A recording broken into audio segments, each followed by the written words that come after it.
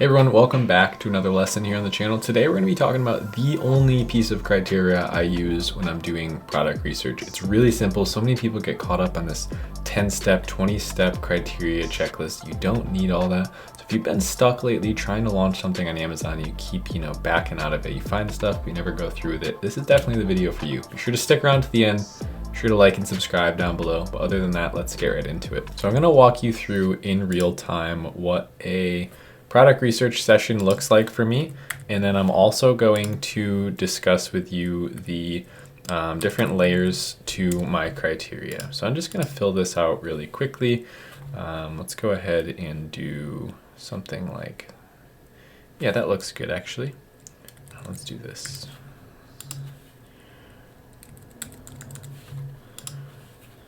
You know what? I'm not even going to do that actually. I'm going to change it up a little bit. We're going to come in here, view count, go select some categories here, just select a couple. Cool, that works for me. And then we're going to use this, not the monthly revenue. I'm going to go ahead and I'm going to just enter in, maybe you want to sell about 300 to 600 units. Cool, that works for me. Let's go ahead and hit search on that. And it's going to kick us back some keywords that are relevant, that have met this criteria. So minimum search volume of 750, max of 4,500, minimum price of 31, 2-word phrase or greater. They're selling between 300 to 600 units per month with the average reviews under 250. Reviews aren't that important. Like that used to be like the main thing. It's like find a market with really low reviews. Everyone's got to be under 50 reviews. I don't think that's true at all. Especially not the way that I sell.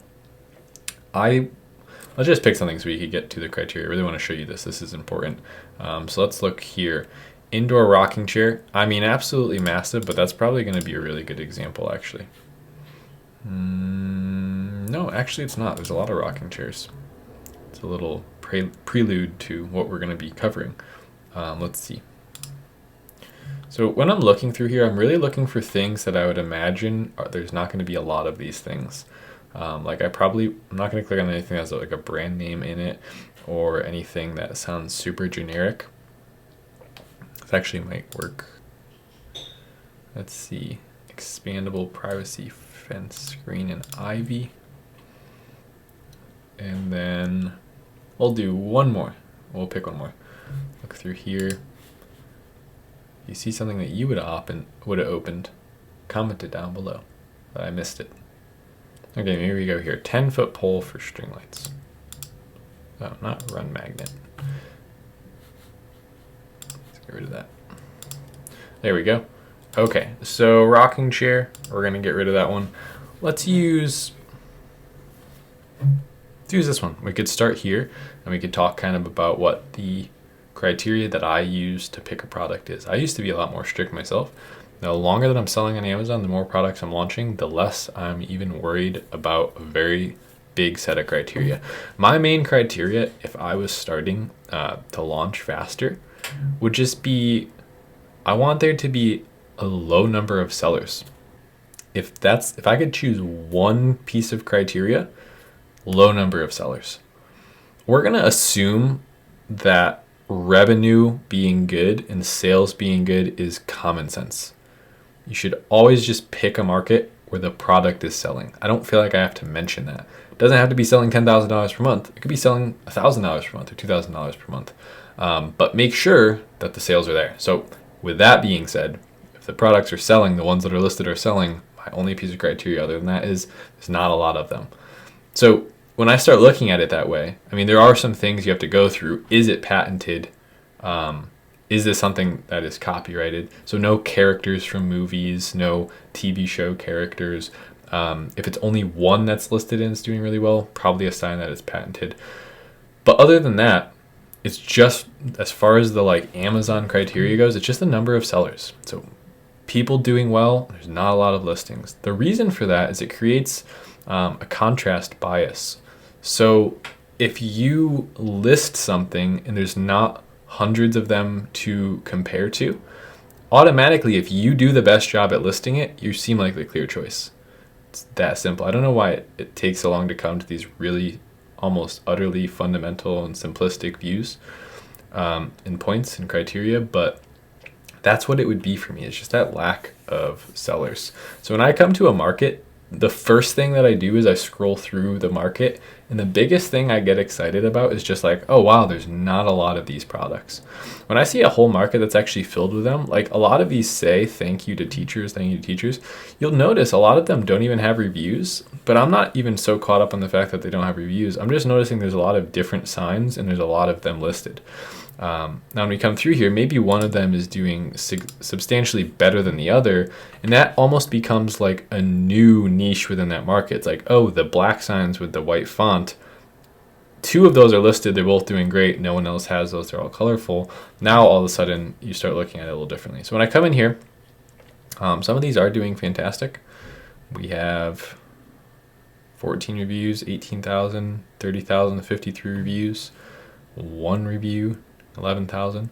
I don't know how scalable or how repeatable this is going to be, because this is almost proving my point. We have like a couple of them doing well, and then there's a whole page of them, but no one else is really doing well other than them. There's a couple of them selling a couple units per month, like 8, 5, 10, 2, 1, 1, 1, 1, 1.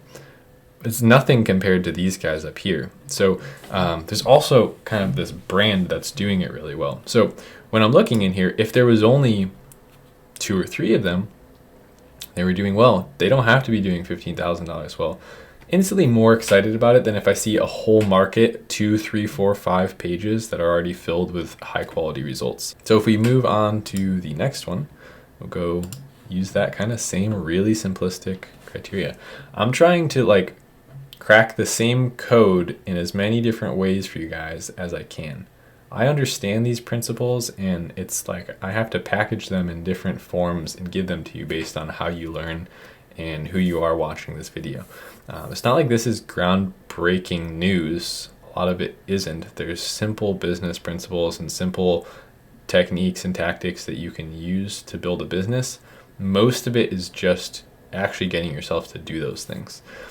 So if we can make it seem so easy and simple, maybe more of you will give it a shot and actually test yourself a little bit. Usually it's something you have to work through yourself, not something that the actual business model is holding you back or you can't figure it out.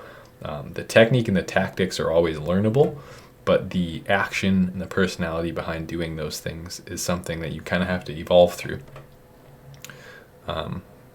So again, there's a lot of these.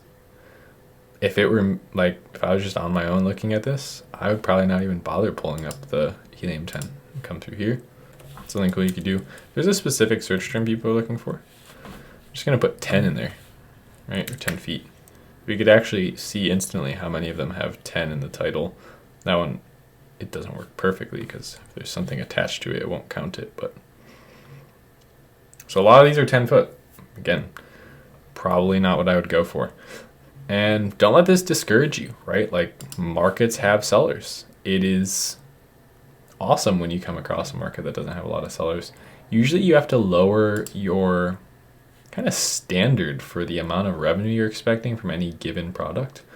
I would say think more on a basis of like small wins versus trying to make every product the $30,000 success story. That happens, but it's almost nothing that you do on purpose or anything that you can control. It's almost just like by being an Amazon seller and listing products consistently, some of them inevitably grow to be that large. And that's the way that I would be looking at it. That's why I try and make it as simple as I can for myself to get into markets. Just like, what is the best way that I can look at this? Okay, if there's not a lot of sellers and I put out a perfect listing for this product, even if I didn't change much about the product, maybe I added one small thing on the side, but I have the custom packaging, I have the professional quality photos and lifestyles, I have the comparison images showing why my product's better, I have world-class copywriting, I have a price that's hard to beat for my competition. All of those things are going to end up with you being the dominant seller in that market. Even if it's for a short period of time, you could stay there for long enough to rack up enough reviews, just hold down that market. Eventually, if you are kind of stubborn enough, the other people will be the ones that suffer, right? Even if you have to lower your price and be more competitive, stay in that marketplace. You have a lot of reviews, you established it, keep that listing there. Be the one who, makes a listing stay around long enough to become a $20,000 or $30,000 a month listing because it's been there for so long. We all see those products that have 1,000 reviews and $60,000 per month in sales, or $100,000 per month in sales. That's not how they started. It wasn't just like as soon as they got there, it was like that. They've been selling that product for 8 years and it's ranked for thousands of keywords, and they were persistent. They kept it in stock. So the moral of the story is just like, you have to start launching things. Stop watching the videos and spend more time like actually just putting something up. Don't give yourself an excuse like, I'm going to launch something, so therefore the first thing I find I'm going to launch. Use a little bit of common sense. Like, pick something where your capital is going to grow. So pick something where your investment makes sense. Like, I'm not telling you to rush into anything. I'm just saying don't make it overly complicated. There's a balance, right? There's a balance to everything. That's going to do it for today's video. Thanks so much for sticking around to the end. Be sure to like and subscribe down below, and I will see you in the next one. Thanks so much. Later.